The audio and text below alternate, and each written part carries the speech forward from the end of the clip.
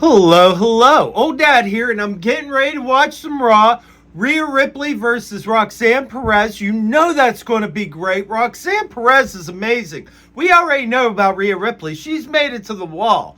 But Roxanne Perez, oh, she's going to shine, and I know she is. I'm hoping for Karrion Kross. I'm hoping when Logan Paul comes out, Karrion Kross takes it into his own hands like he said last week.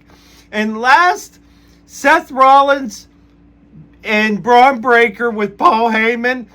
That's going to be good. It's probably how they're going to start the whole thing, honestly. But I'm anxious. Old Dad's got his coffee. We're ready to go. Let's get at this.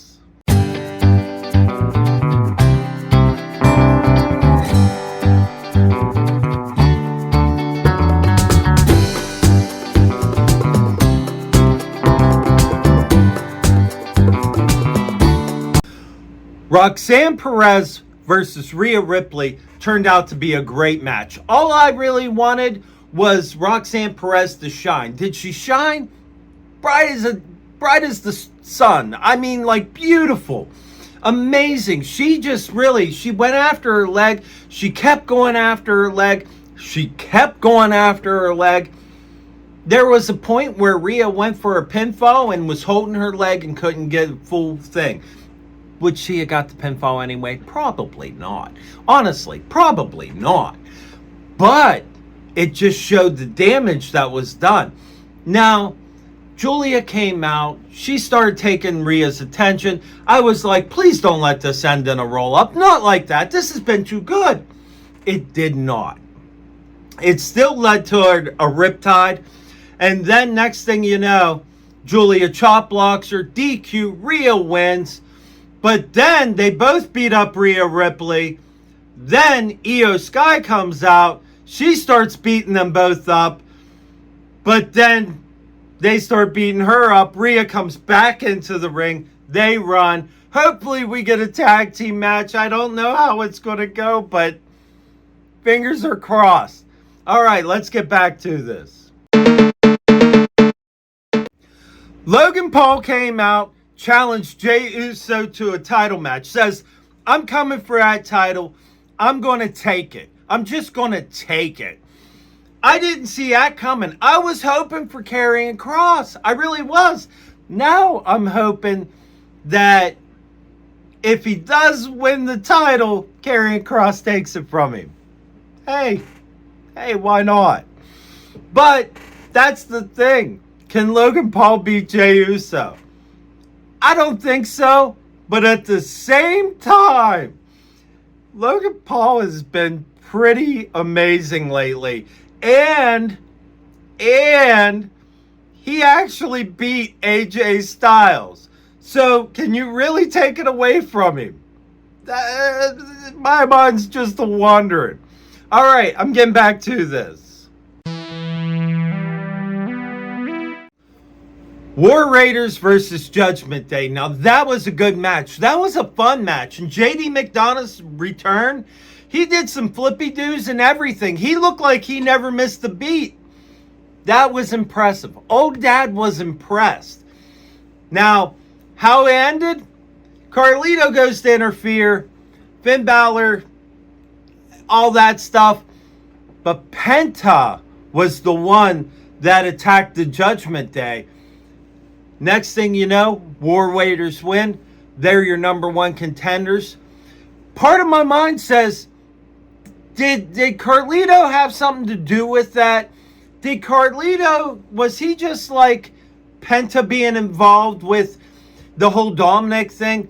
Maybe future LWO? That's all that hope. Come on. Anyway, just moving on. That was fun. That was a fun match. Now, I want to see something happen with that. Even if it's Penta versus Finn Balor again, maybe something a little more locked in to where people can't interfere. That would be interesting. My money's still on Finn Balor, but that would be good. Can't take off Penta. I'm moving on.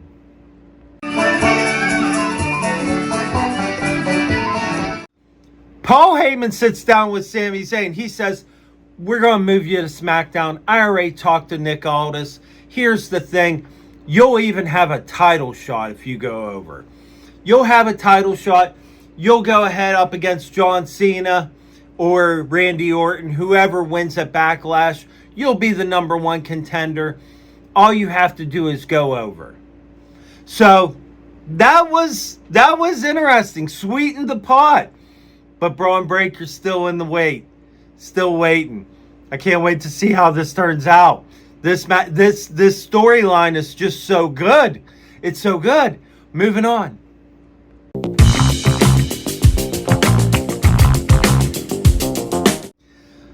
Becky Lynch came out. She said the reason why she had a problem with Lyra was because she's the one that attacked Bayley. She's like, I'm the one that did it. I did. But she's been attacking me for 6 years. She's been a thorn in my side for 6 years.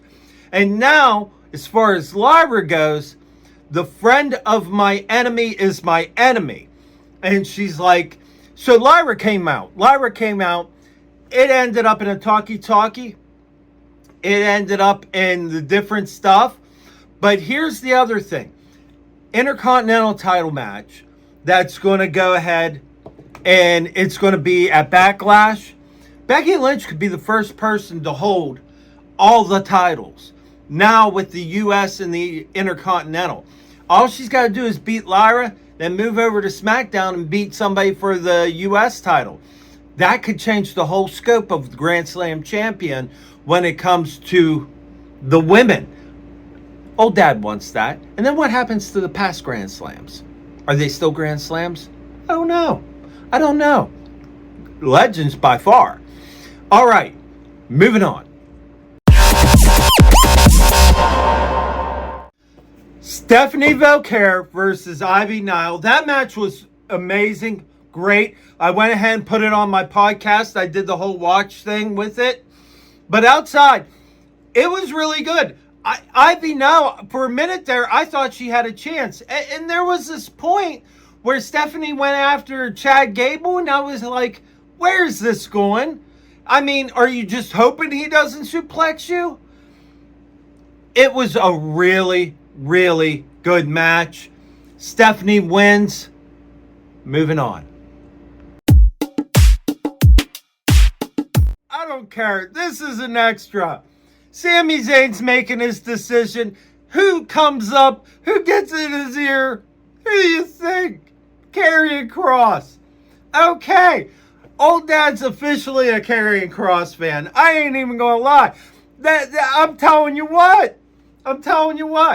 He came out, he did that. I was just like, so what decision do you want him to make? He didn't even say.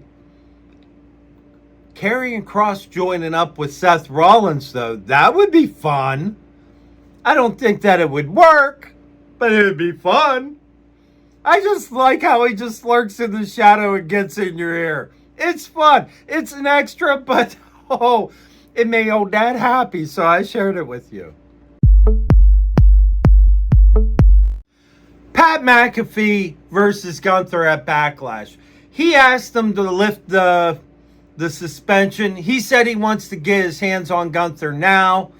He went on about saying he's got Michael Cole's back and this and that. They went ahead and made the match for Backlash. Pat McAfee versus Gunther. I'm sorry. I don't like Pat McAfee's odds. Unless a whole bunch of people interfere. Unless he gets lucky punt on Gunther's giblets. I'm just saying. His odds are not looking favorable. It's Gunther. It ain't like he's taking on someone. He's taking on Gunther. All right. Moving on.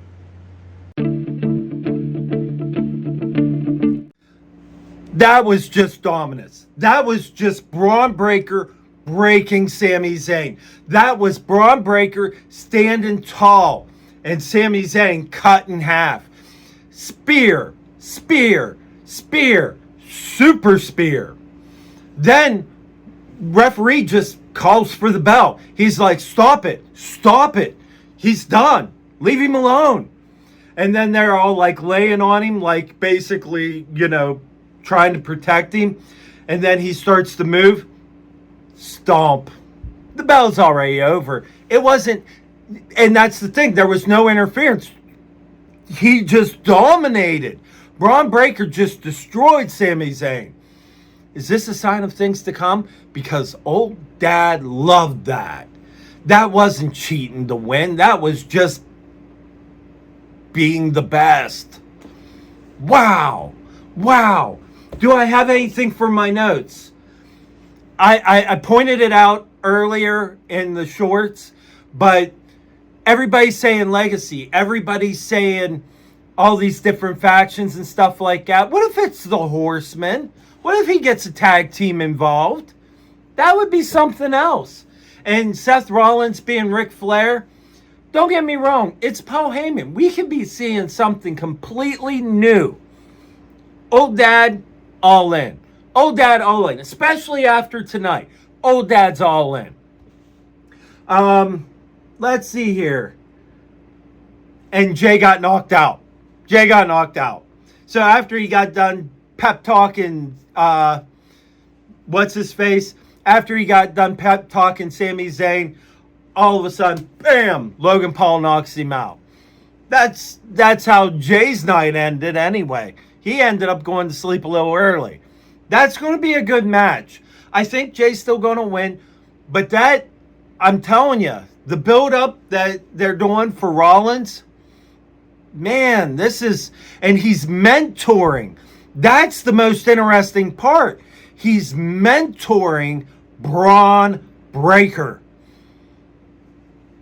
The future of Bron Breakker is looking really, really bright.